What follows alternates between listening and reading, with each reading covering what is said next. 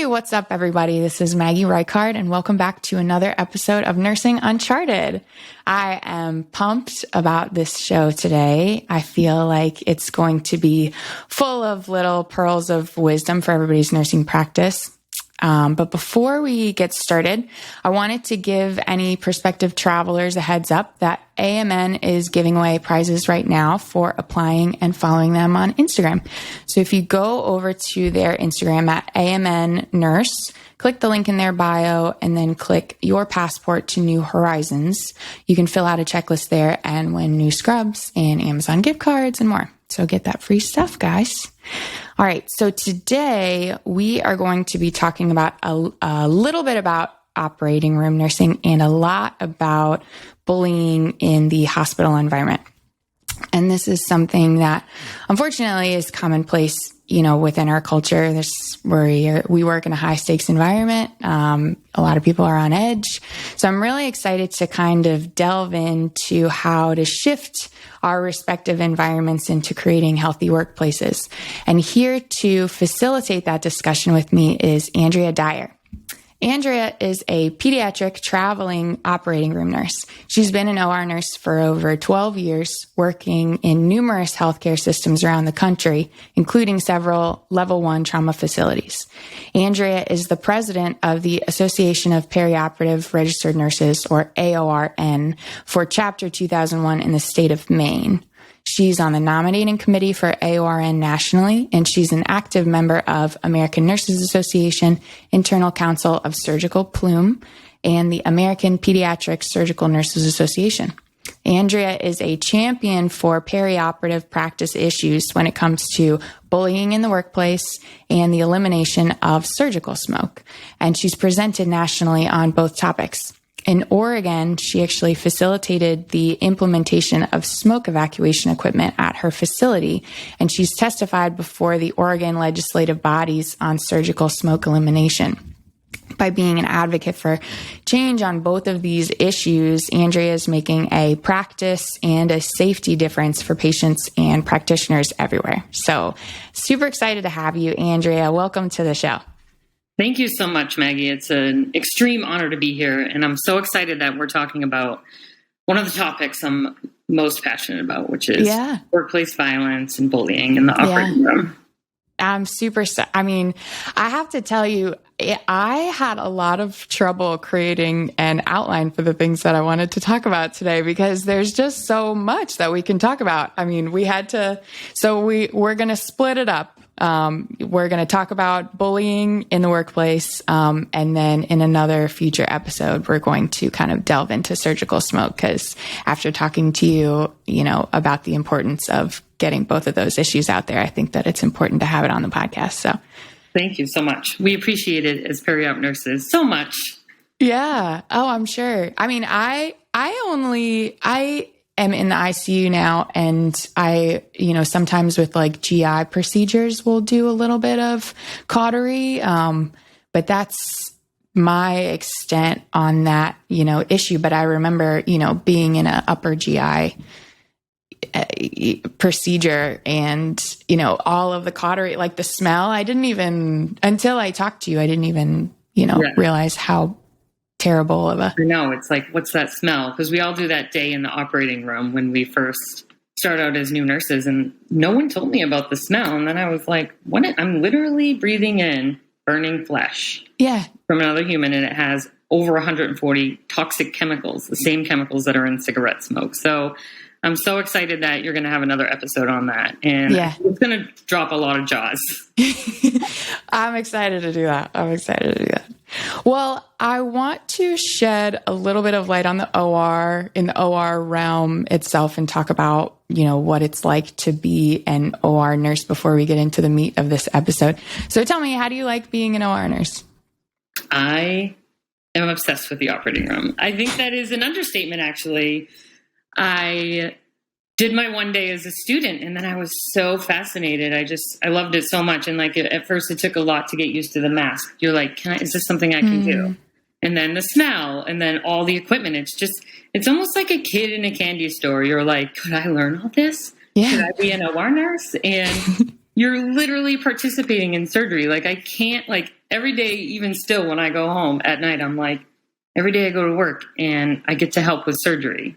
And to me, that's insane. And like, I'm still giddy just talking about it. And I feel like the operating room nursing is kind of like a diamond in the rough. Like not a lot of people know about it, but once you go to the OR, like you're never leaving. Like it's even hard to just step into leadership positions because we're so obsessed with just being in the operations day to day and helping with surgery and almost like that instant gratification. Like as an ICU nurse, your process is so long. It could be months. And then you start to see small changes if you see changes, but like that instant gratification of there's a problem and we're fixing it right away is so satisfying. Yeah. Oh, I'm sure. And it's almost like you feel like the people behind the scenes, like you're like, no one knows we exist or what we do. And we're your biggest advocate when you're asleep. And to me, that's just, I mean, every day, you know, you wake up in the morning and some people are like, oh, I dread going to work. But for me, I'm like, I love what I do. So that's amazing. I'm like, oh, I have to go to work. And it's just like, if you love what you do, you truly never work a day in your life. That's how I feel. That's incredible. I mean, it's incredible to have that kind of perspective too, especially now, because so many nurses are burned out of where they're at. Correct. And like, as far as the burnout in the OR, we'll never have more than one patient at a time, like ever. Yeah. And sometimes there's like 8 to 10 providers for that one patient.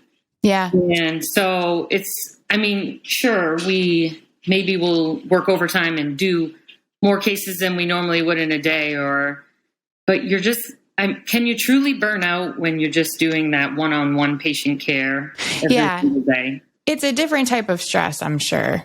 Like it's great that you can just shift all of your focus into everybody is focused on this one person at the same time. And it's like, if it goes longer than it needs to, like, too bad. You know, you're not gonna, run through people like, you just like lose track of time. Like even when I go, like one of our things that we do as an OR nurse is a pre-op assessment. We have pre-op nurses, but you're always checking and double checking all the work. You know, you have a list and you cross the T's, dot the I's. But, one of my things when I go in there, I'm like, are we late?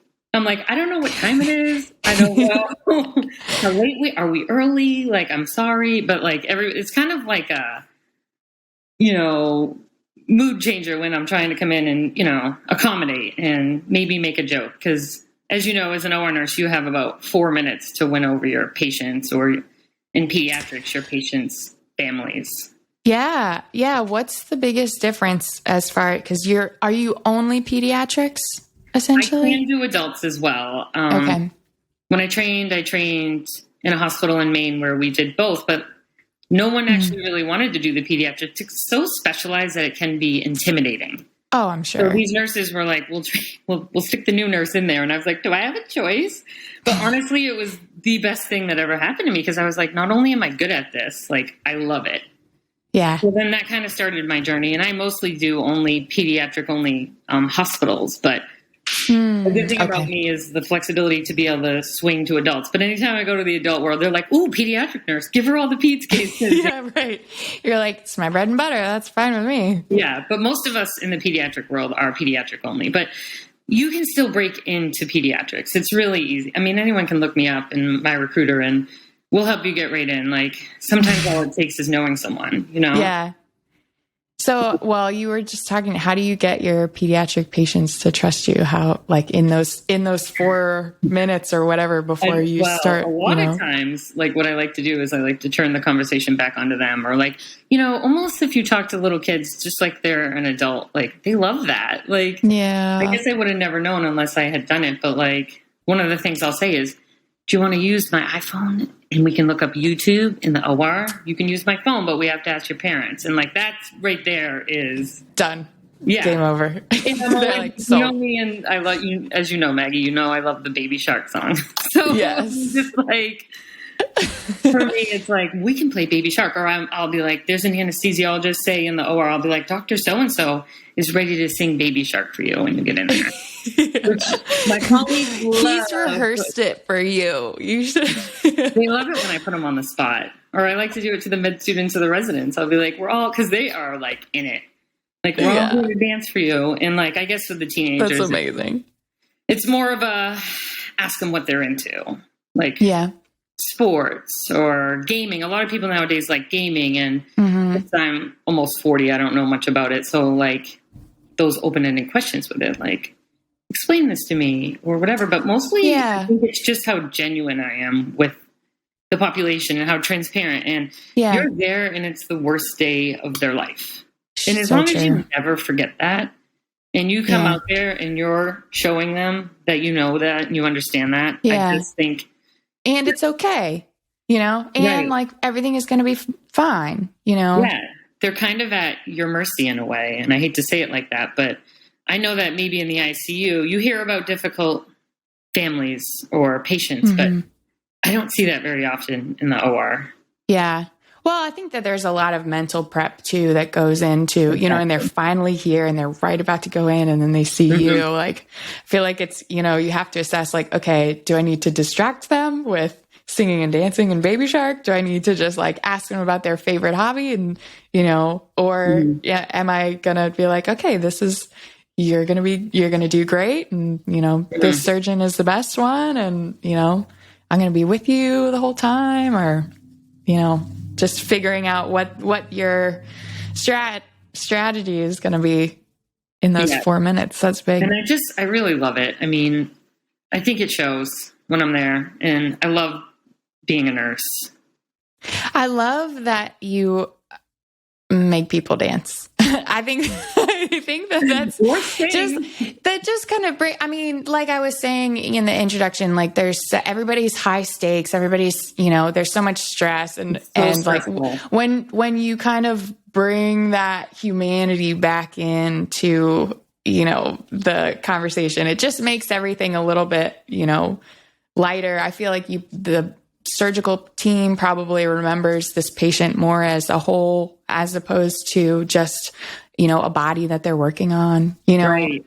And I think that's our job as nurses, to remember the humanity part of it. I think a coping mechanism a lot of times is to make it almost like a factory, but like it's not.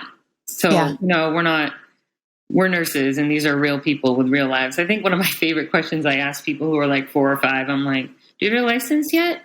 Can you drive? Like, you know, I don't know. It just makes everybody laugh. And they're like, not yet. I'm like, oh, I need to learn to work. Like, you know what I mean? You gotta start studying now, man. That test is hard. I thought you could give me a ride, you know, just like, I don't know. It's just, and there's always stickers that people maybe forget about, or you're just caught up in the moment. And I win people over with stickers a lot. Do you want me to get you some stickers? You do? And I go, when I get them like 1 billion and they feel like, just, they love it. They love stickers. I mean, obviously I'm not going to give like a teenager stickers unless they ask, but it just like, I feel like it just neutralizes the situation, the stress. Like, oh, okay, this can also not be as bad as it was in my head, you know, as a 5-year-old or something. I feel like that's, you know, being able to win them over in just those like couple minutes. And I always tell them like one way, because like now with COVID, before it was all about patients and their families coming back to the OR. They would get dressed up and they would be there for intubation. And I think that really, really helped people. And now they can't do it. So I have to be even more creative.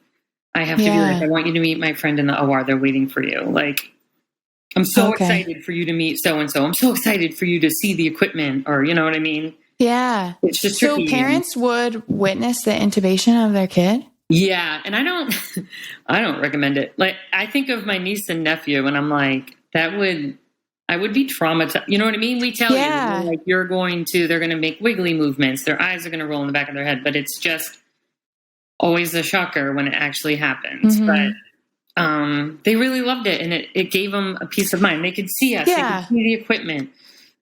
They could see that we're going to care for them. And then, you know, we do the gas, the nitrous, and then once they're asleep, then we would escort them out. But okay. Yeah, that's just a thing of the past with the COVID now. We want to take a quick break from this episode to talk about the industry leader in travel nurse staffing, American Mobile. combining the largest network of facilities and providers in the country with top-level benefits like higher earning potential, premium health insurance, and 401k matching. American Mobile puts you in the driver's seat of your travel nursing career. Make sure to visit AmericanMobile.com today to discover a world of adventure with American Mobile. That's AmericanMobile.com, the first step towards your next travel nursing adventure.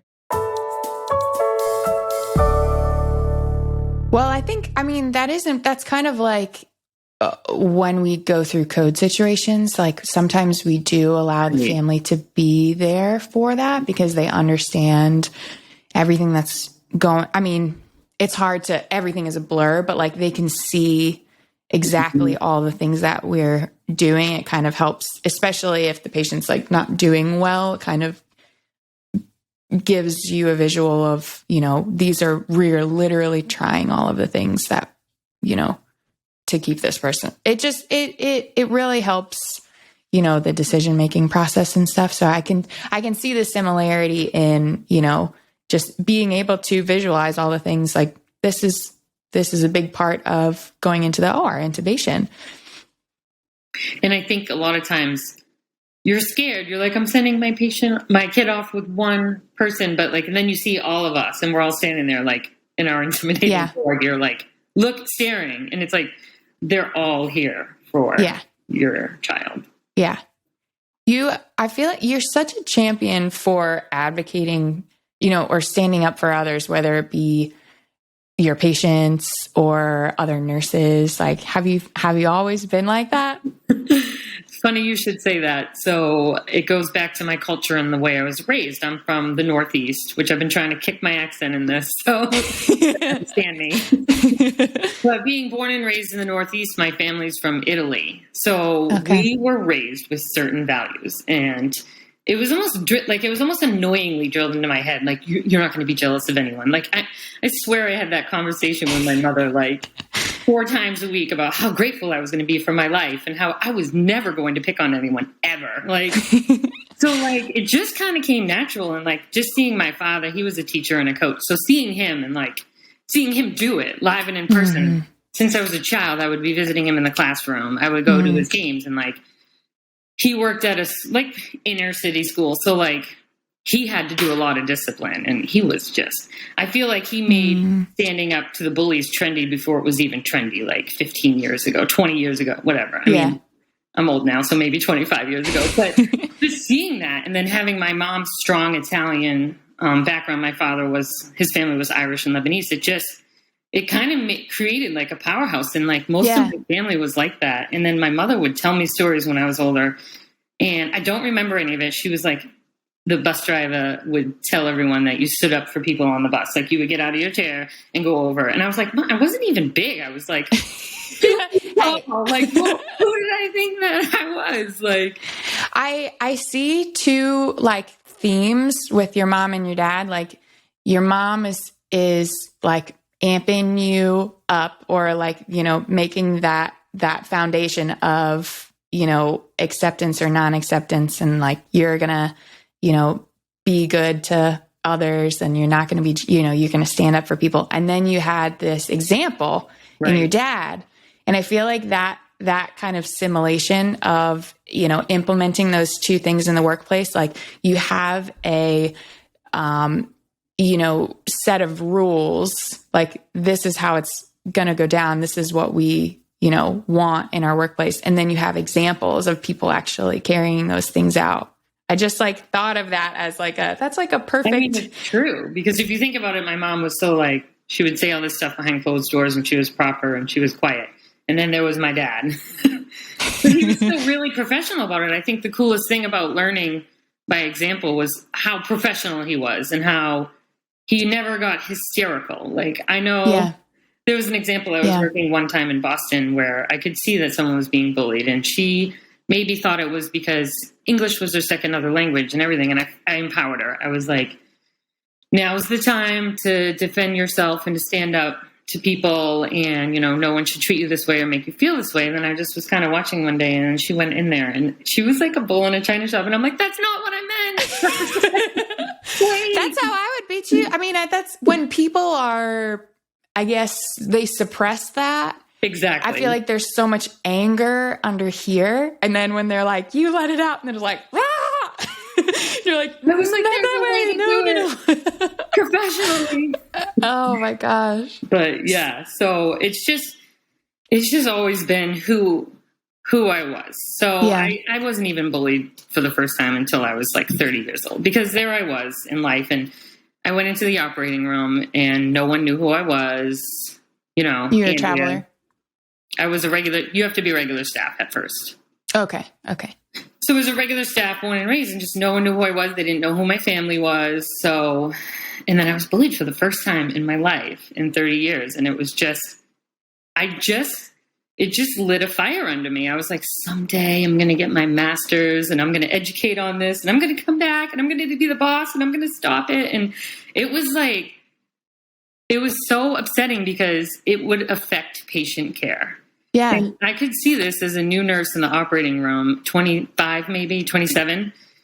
And I could see the effect it was having on the patient. I'm like, how can these nurses who have been nurses for 25 years not see this? Yeah. Like, I'm seeing the effect it's having on me emotionally and my colleagues. There was 4 of us who were new. One of them had to get on medication. Like, I can't imagine going to a job and then having to go on like antidepressants to go to work every day. It was so stressful. We were losing weight. Like, our hair was falling. I'm not even being dramatic. It was just like a real, but it was just a hazing part of being new. And it's just like they were taught this way, the nurses, all of them. So then they were doing it to try and create powerhouse nurses. I don't think it was intentionally towards you. I guess you'll never know if it was what it was, but it was just the culture, and it was so unhealthy. So it wasn't one situation, situation that made you get started on working bullying. It was like a toxic culture, environment, like your first, that really was like, that's how you got started.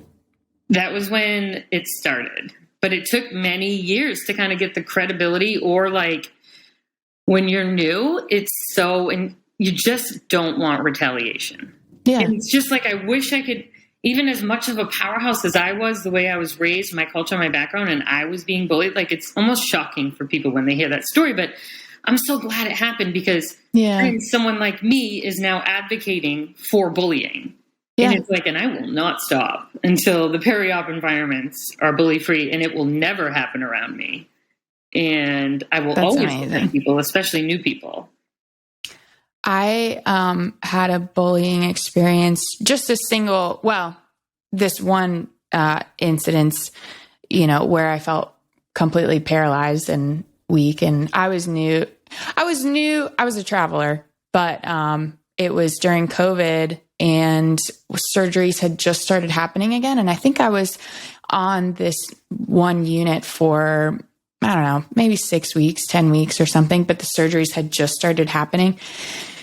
And I had this one patient it was a urology surgery. And he was being discharged that day, and he took his dressing off, and there was staples underneath. And he said, like, oh, they told me that I could take this dressing off. But I was a med-surg nurse for 6 years at the time.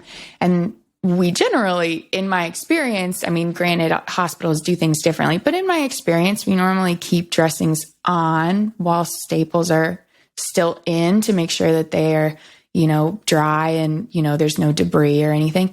And it was a silver dressing, which is another, those things can stay on for 7 days.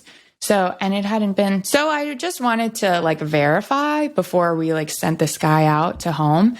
And it was a small community hospital. Surgeries had just started, and his EMR was a mess. I couldn't figure out who the surgeon was or what his protocols were. And I ended up paging I paged a nephrologist who was also in the same surgery, because I was looking at the op note. It was such a mess. But I paged the nephrologist, which was the wrong team. And they kind of gave me like a half-ass answer, like, yeah, they normally get to take them off. And I was like, all right, I'm not going to like, go any further than this. I got one answer that says that it can come off. The patient was told that it can come off. So I'll just leave it at that. And I put in a little note, saying that it could come off. And I talked to this nephrologist and whatever. And I'm in another room. I'm in another patient's room. And this guy comes up to me, who's the urology surgeon. Didn't know that at the time. And he said, hey, are you taking care of so-and-so? And I said, yes. And he's like, I don't know if you can comprehend this, but I am the one taking care of that patient, not the nephrologist. And I was like,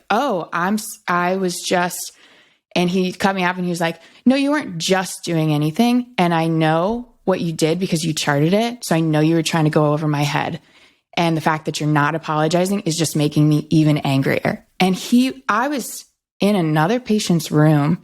I was shocked. That's so embarrassing Embarrassing. I was paralyzed. I was like, I had never been talked to like that before in my career. I'm kind of shaking talking about it. It's traumatizing. Because I just was silent. I was silent. I didn't say anything until I just waited for him to be done.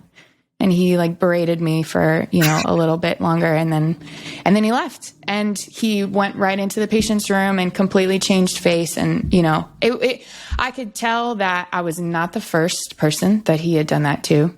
And I wasn't going to be the last because I didn't say anything and I didn't know how to go about that. I was just so shocked.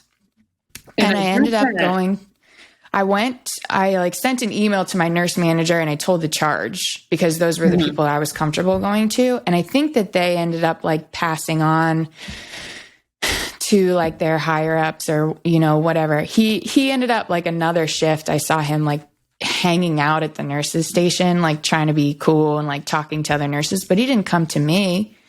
He didn't and I thought that maybe that was his way of like extending an olive branch, like just, making niceties with the nurses, but like, he didn't come to me. And like, it still bothers me because I didn't say anything to him at the time. And I felt like that would have been the most to be like, you cannot talk to me like that. That is completely inappropriate for you to talk to me like that. Like, I wish I would have had the confidence to, or the empowerment to say something to him at the time. Because I think in that moment, that would have made a change as opposed to, indirectly being like, hey, it sounds like you we're a little too harsh. This is why I love being around new people and training them. Because I think also if you had taken him aside after and just been like, that was completely inappropriate.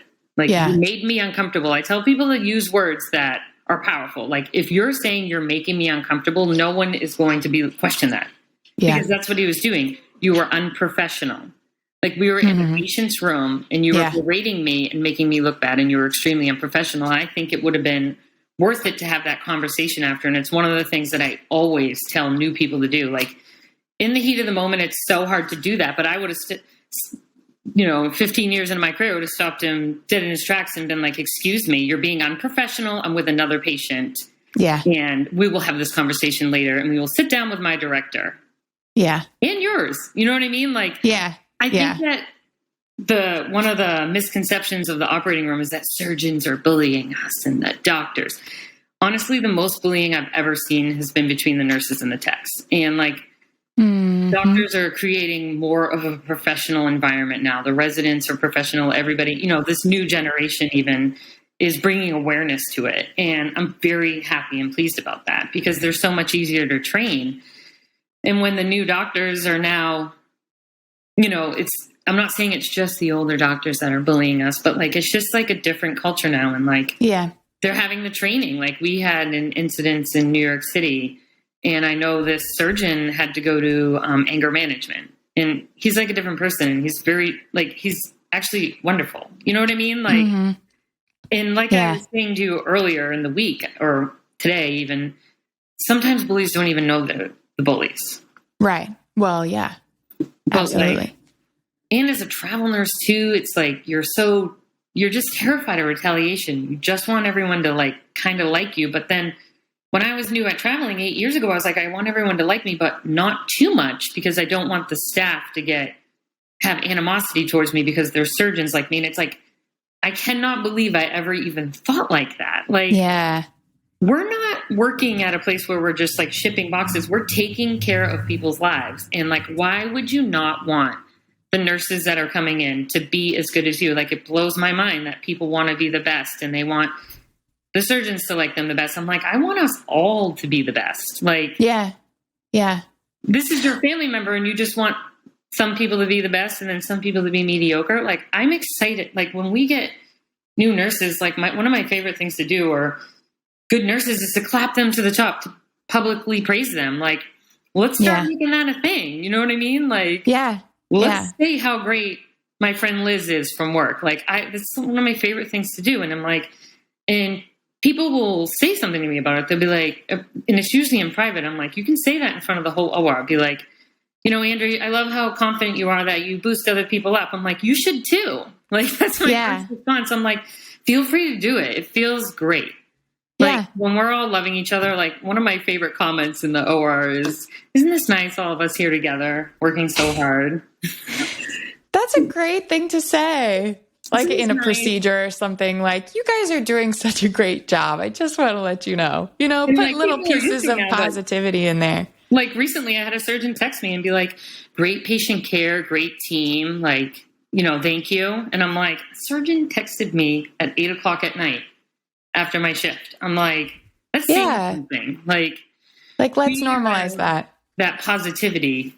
It rubs off sometimes. I mean, we're not going to change everyone, but like, we're going to make it okay. We're going to make, bringing people up to the top trendy, because we're not.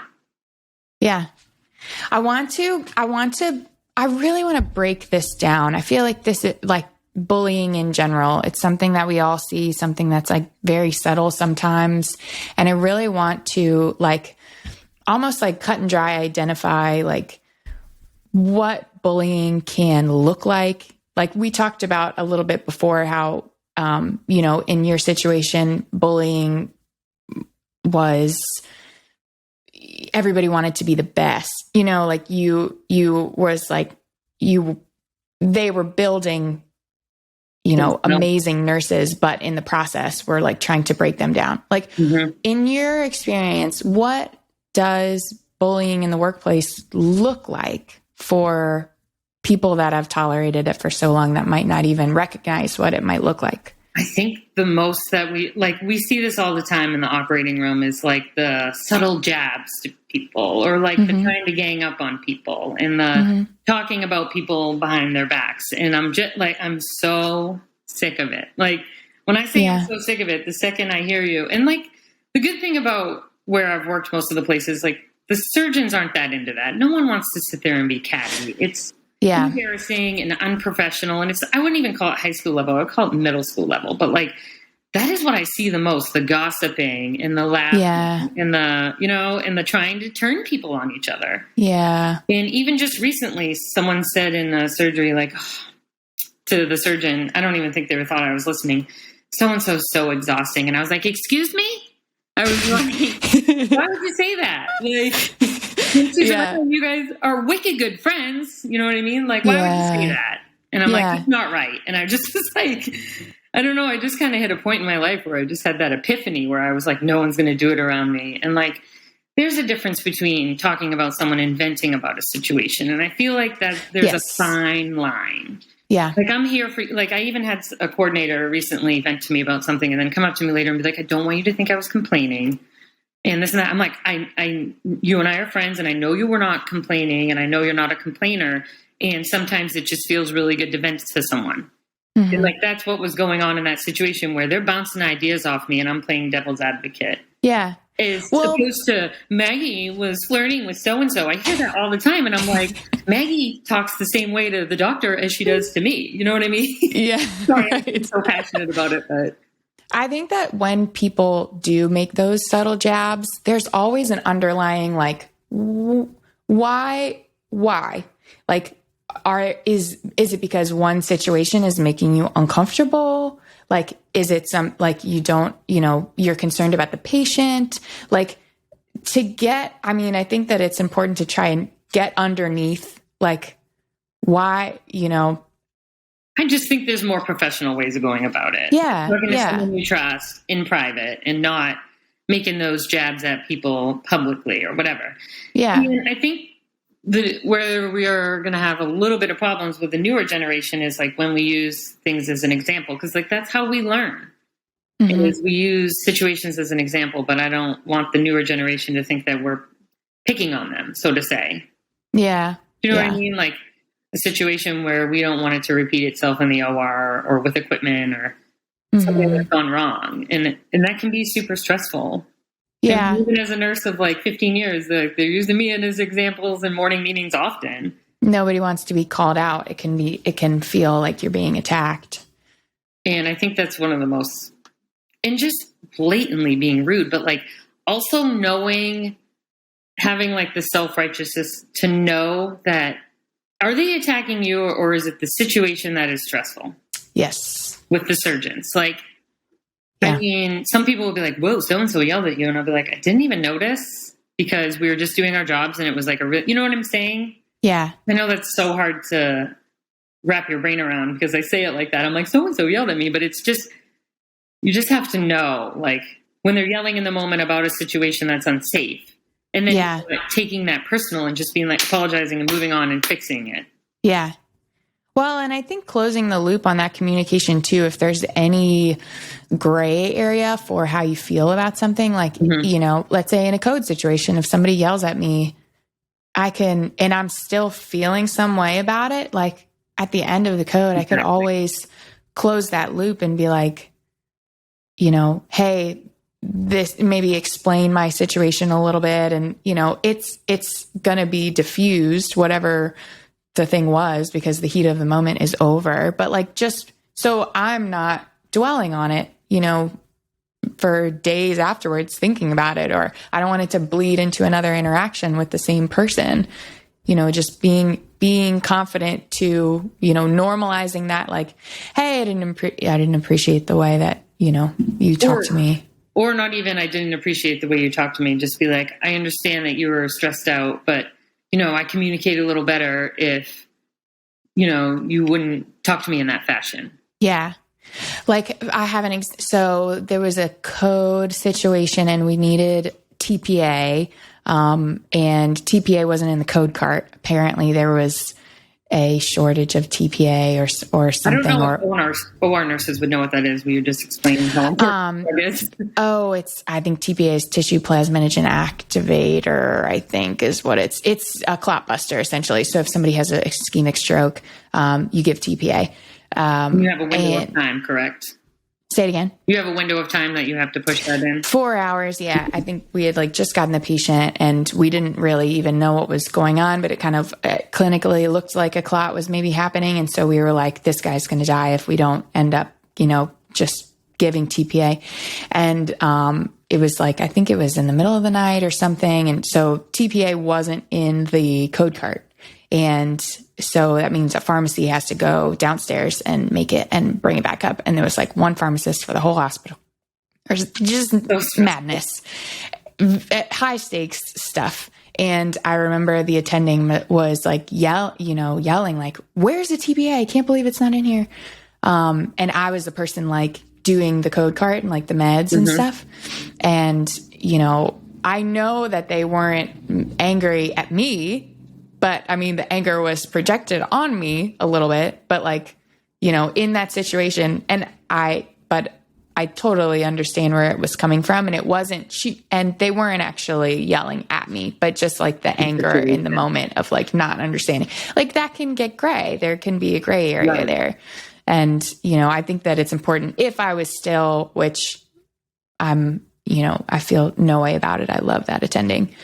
But if I did, just being comfortable to kind of close that loop and be like, hey, TPA wasn't in here at the time. It wasn't, my incapability to find it in the code card, something like that. Just being able to close the loop, I think, is super important, and having that confidence to talk to the other person about it.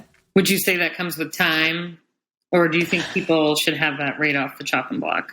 I think it comes with the culture. I think it comes with the culture of the healthy work environment, because I would have absolutely, if I still was, upset about that, or if I was ever upset about that, I would have felt comfortable talking to that attending about it.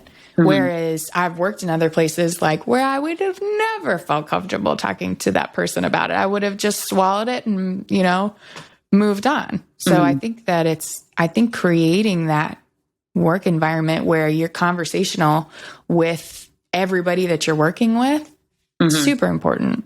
And I think confidence it just plays such a huge part in who we are as nurses. And how are they going to get confident if they don't have people like me or other educators or leadership building them up? And mm-hmm. I mean, you have to get there. And I do always tell the story, even though I hate to tell it because it's so embarrassing. But back to, you don't always know you're the bully. I was working at a very large pediatric hospital in Boston, and the cases can be super stressful when we're doing oncology cases. We have multiple surgeons, multiple mm-hmm. residents. So say we're doing a 3-part case. And then I had a resident from a different part of the procedure, and he kept trying to interrupt me. So when the surgeon's done, then we focus on the next surgeon. Do you know what I'm saying? Mm-hmm. Mm-hmm. One surgeon at a time, typically, sometimes they all work together, and then the next surgeon will come in, and that's my focus. It's not on charting. It's not on what are you doing as a resident. And he just kept interrupting me, telling me to page him when we were ready to go to PACU. And in no way, shape, or form is that part of my role. If you want to stay and be a part of this surgery, I'm live and in the moment.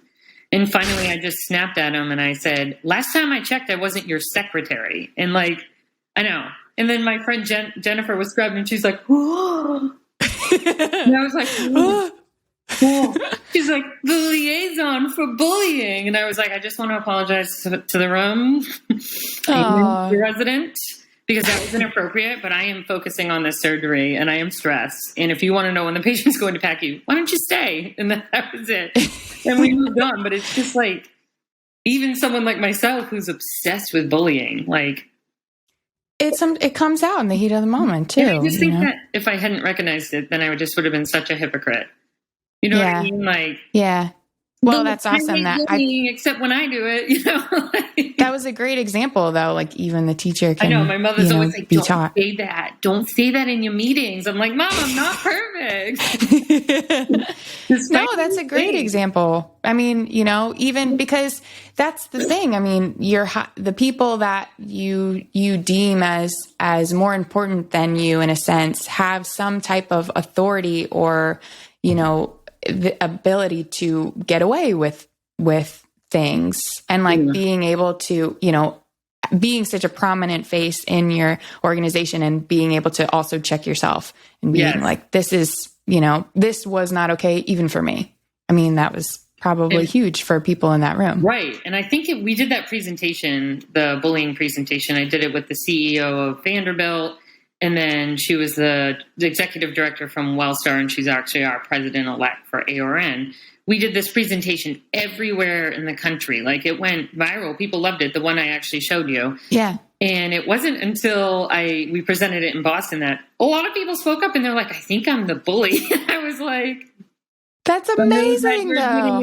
But it was probably because of my story that they're admitting it. And that's been me before. And I'm just just check yourself. People appreciate an apology when it's due, Yeah, absolutely. I think identifying your own personal, mm-hmm. Judgments and barriers there, I think is huge. So many people, I'm sure I've done that too. I've probably snapped at people. Maggie, you seem so perfect and sweet. I mean, but I think that anybody is subjected to stress in the heat of the moment, I think. And we're passionate, and we all come from different backgrounds. And I just think, I just love this topic so much, but I just think that the Board of Nursing, we all have licenses.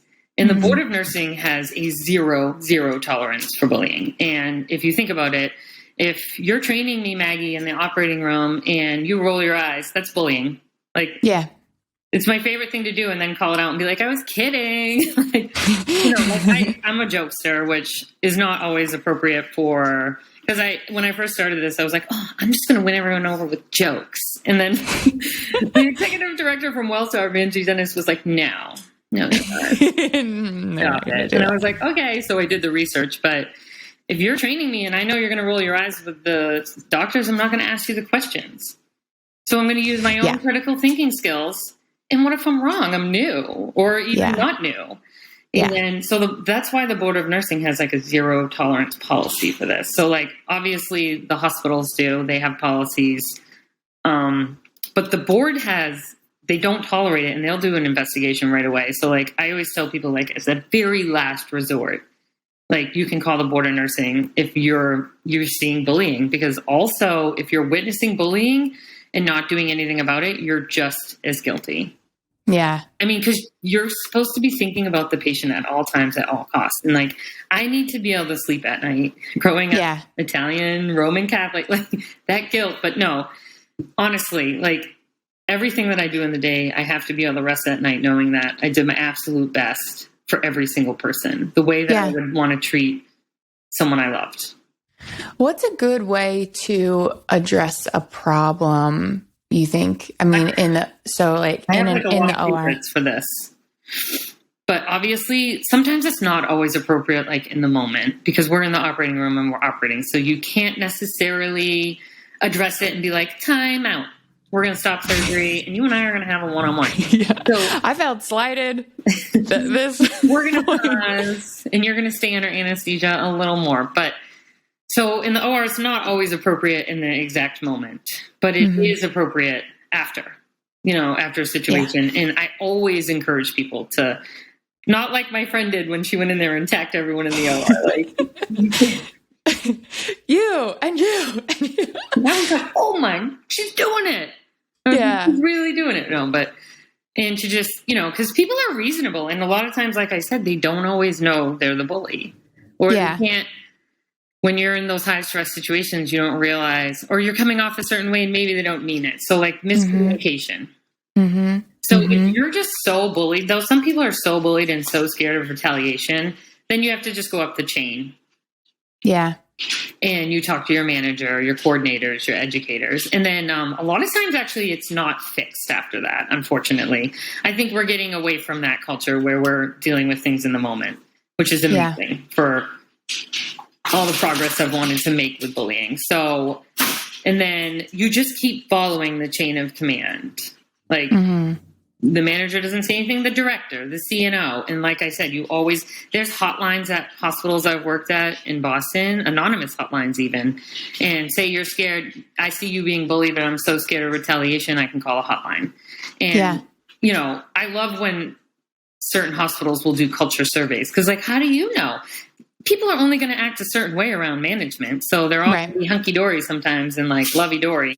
Yeah. And there was one thing that I remember from the PowerPoint that was talking about creating teams, like liaisons for like nursing, a liaison for surgery, liaison for anesthesia, like in regards to bullying, I think, and like being able to kind of like it's each discipline's responsibility to curb bullying in that realm. And if it like bleeds out into other places, like having like a champion to go to. I love that. Like I thought that was a great idea. I mean, implementing that in inpatient or like med-surg units or something, having a resident, having a nurse, having a, PCA or, just making sure that everybody, I thought it was a great idea that could be easily implemented. Like somebody that you can go to that might not be management, that also has a rapport with these other, disciplines that you might be having problems with. Yeah, I love that. I love it all. That. Even just like certain hospitals have mentors too. Like when you're new, you get a mentor. And like, how great is that? Like you have a mentor that you can run ideas by or that will help you with all this stuff. And yeah. But I think you have to teach these ways, you need to have examples that are implemented in your hospital before you can have mentors that are, confident and competent. The biggest thing is just having like the role models, or like there's a presentation that Cindy Bianchini, she has like her DNP, she's brilliant. She did a presentation. We worked in a system of 7 hospitals together, and she would do role play. She would get up there on stage and role play. And I was like, this is so amazing. She's giving you a script. Yeah.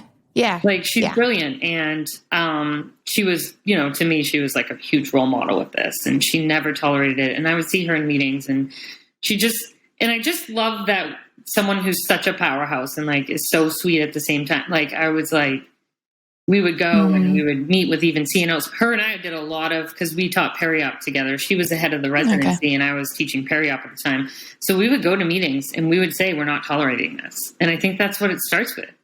You tell your employees you will not tolerate this behavior. Yeah. You make people sign contracts. I know a place I worked in Oregon, you had to sign a behavioral contract. Like New York City, the surgeon who had to go to anger management. Yeah.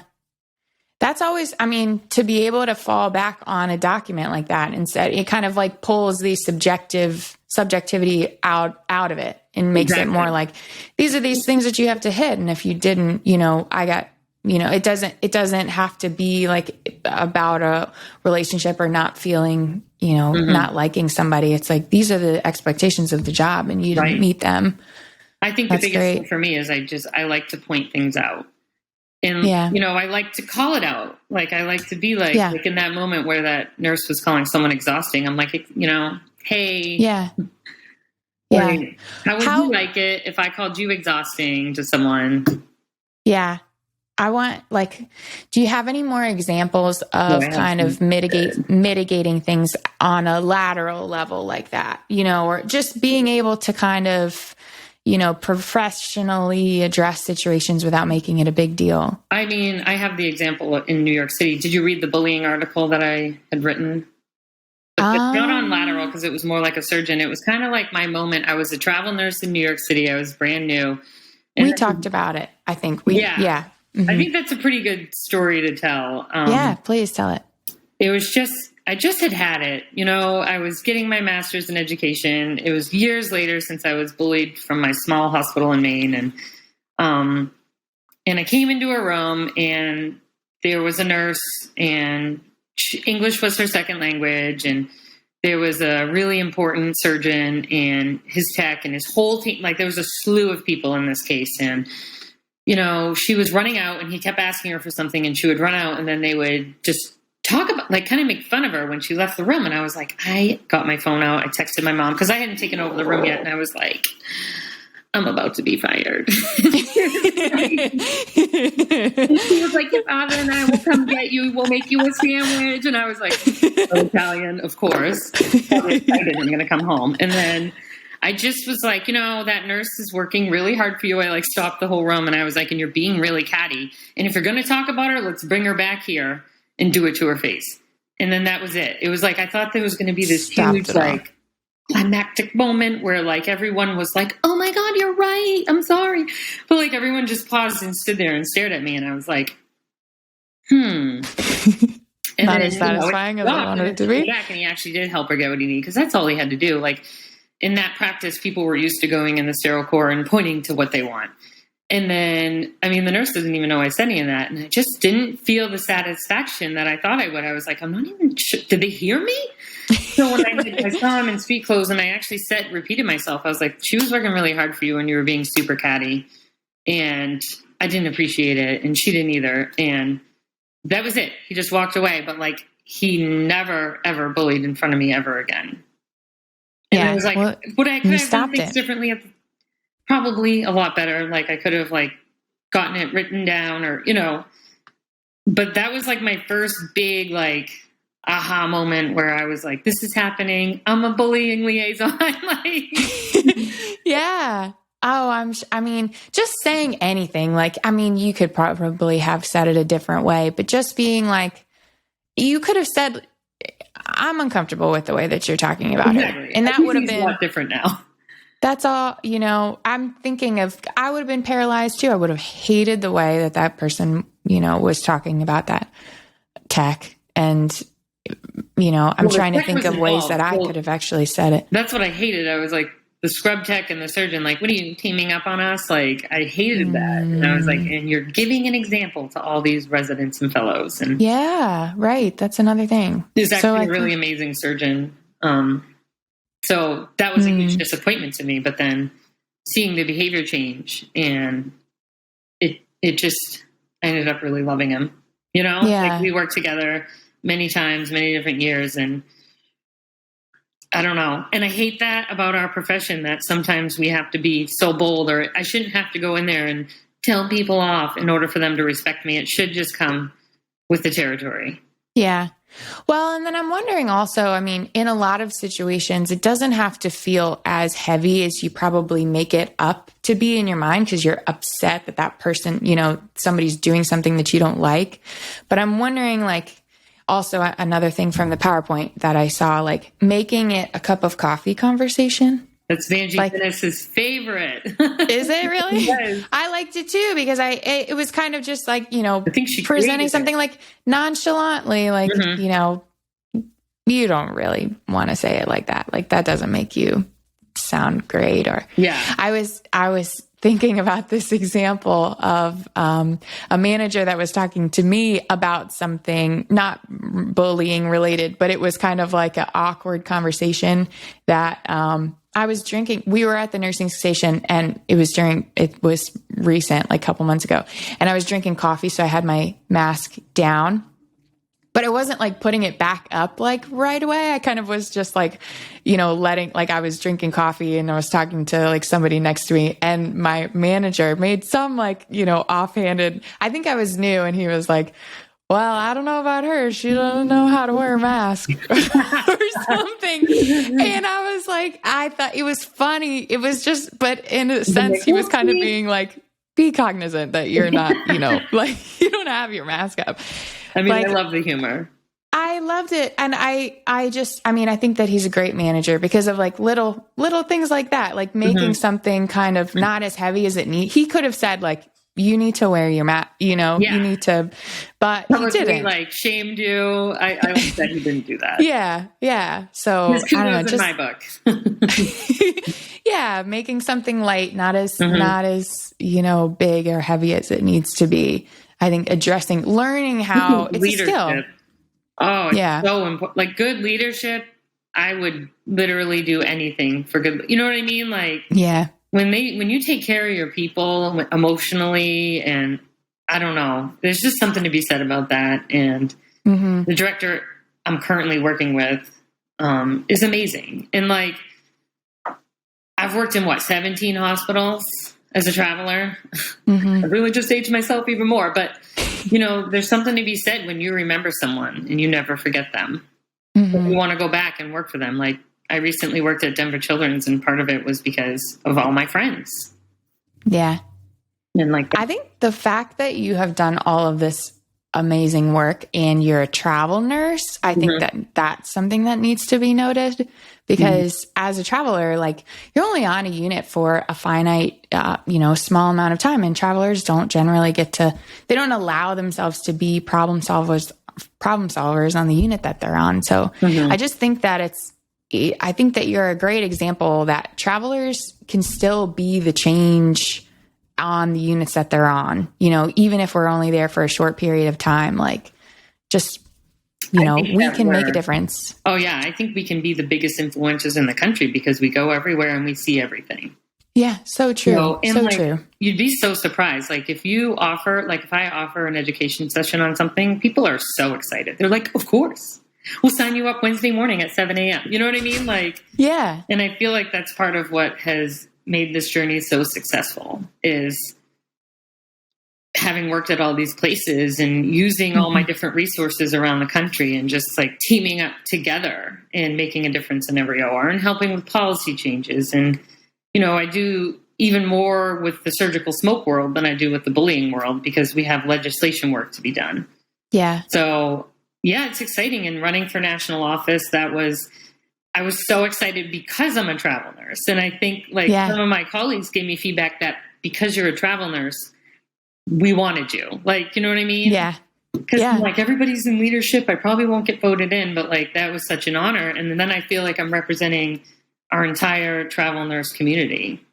You absolutely are. I think that that's one of the most beneficial things that travelers can bring to the table for hospitals is their experience and seeing how other places do things, so I'm sure they were super excited to have you on the board. Yeah. Well, I think that we are going to end it here, but this was an awesome conversation. I think that there was a ton of pearls of wisdom. I hope that people, feel empowered and confident to address bullying in their workplace. And I'm so excited to talk about surgical smoke too. I know. Part 2. Yeah. But yeah, I just hope that people, what they take away the most from this is to just try and bring your colleagues up and not down as much. Just even working together. If you get anything out of this, just try and be positive. Yeah. Bring positivity into your workspace and you can create teamwork better that way and mitigate bullying. Well, Andrea, thank you so much for coming here today. For just bringing light to these topics that are so important to us. Yeah, absolutely. We'll talk to you soon. That brings us to the end of the show. Thanks for tuning in to Nursing Uncharted. To learn more about today's episode, make sure to explore the show notes at americanmobile.com/nursinguncharted. And don't forget to subscribe so you never miss a guest. If you're a nurse interested in traveling, visit americanmobile.com to explore the largest database of travel nursing jobs in the industry and the amazing benefits that American Mobile has to offer.